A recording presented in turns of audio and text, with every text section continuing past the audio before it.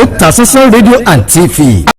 iléeṣẹ́ ọlọ́pàá ìpínlẹ̀ Èkìtì wọ́n ti kéde pé ọwọ́ ti tẹ afurasí ajínigbé márùn-ún lẹ́yìn tí ìṣẹ̀lẹ̀ ìjínigbé méjì wáyé nípínlẹ̀ Èkìtì.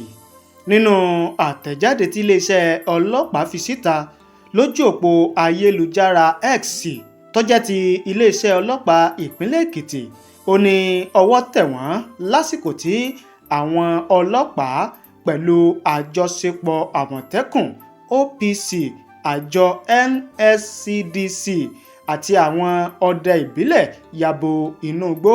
Iléeṣẹ́ ọlọ́pàá ní àwọn wọ inú igbó tó wà ní Òkè Ọ̀ṣun dé Ìkẹ́rẹ́, Igbó Ọkà títí dé àwọn igbó ńlá tó wà níbi tí Ìjọ àti Ìkẹ́rẹ́ ti pààlà. Gẹ́gẹ́ bí iléeṣẹ́ ọlọ́pàá ìpínlẹ̀ Èkìtì ṣe kọ sójú òpó X wọn, lásìkò àkànṣe iṣẹ́ náà ni ọwọ́ ti tẹ afurasí ajínigbé márùn-ún tí orúkọ wọn jẹ́ Usman Jelili, Muhammed Bande, Abubakar Aliu, Isha Abdullahi àti Suleiman Abdullahi.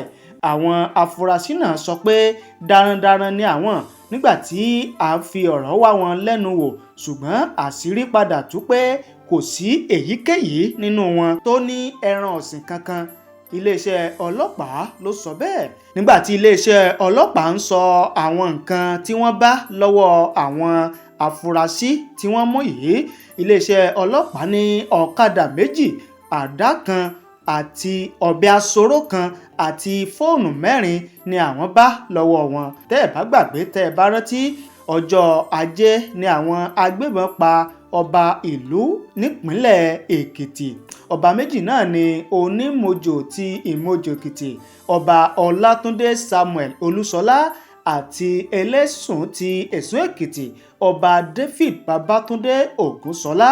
Àwọn orí adé yìí làwọn agbébọn náà ṣekú pa nígbà tí wọ́n ń padà bọ̀ láti ìpàdé lọ́balọ́ba tí wọ́n lọ ṣe nílùú Ìrẹ̀lẹ̀ Èkìtì. Yàtọ̀ sí ikú àwọn ọba náà, ọjọ́ Ìṣẹ́gun ni ìròyìn tún jáde pé àwọn ajínigbé dá ọkọ̀ ilé ẹ̀kọ́ aládàáni kan lọ́nà tí wọ́n sì gbé àwọn akẹ́kọ̀ọ́ àti olùkọ́ wọn lọ. Akẹ́kọ̀ọ́ 6 àti olùkọ́ 3 ni wọ́n jí gbé ní ìrọ̀lẹ́ ọjọ́ Ajé ní ìjọba ìbílẹ̀ Èmùrè lásìkò tí wọ́n ń padà lọ sílé wọn. Àfikọ́bẹ̀ Èdùmàrè kó máa fi sọ rẹ̀ sọ wá o, kó máa dáàbò rẹ̀ bò wá, kó bá ní tú àṣírí àwọn ẹni ibi, àwọn apọmọlẹ́kúnjayé tí wọ́n wà nígboro yìí. Ẹ tẹ̀lé wa ká lọ lórí àwọn ìkànnì wa gbogbo fún ọ̀kan òjọ̀kan ìròyìn nílẹ̀ Yorùbá, nílẹ̀ Áfíríkà àti káàkiri àgbáńlá ayé. Ẹ ṣé o, àdúpẹ́ bẹ́ẹ̀ ṣe ń wò wá, àdúpẹ́ bẹ́ẹ̀ ṣe ń gbọ́ wa.